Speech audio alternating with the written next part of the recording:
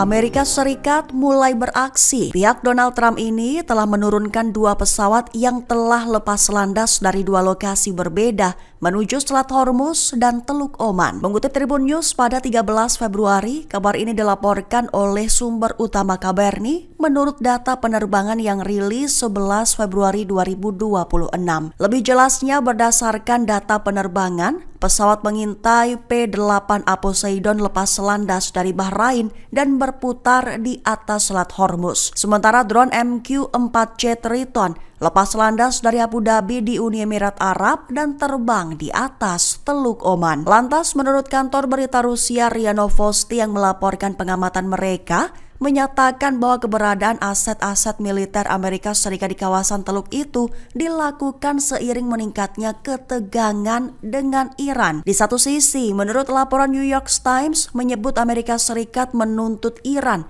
menghentikan pengayaan uranium dan membatasi produksi rudal balistik, sementara Teheran mendorong dialog setara. Jika negosiasi gagal, maka Washington disebut mempertimbangkan opsi militer, termasuk serangan ke fasilitas nuklir dan rudal Iran, meski belum ada persetujuan akhir. Sementara Iran menegaskan siap membalas dengan kemampuan rudalnya.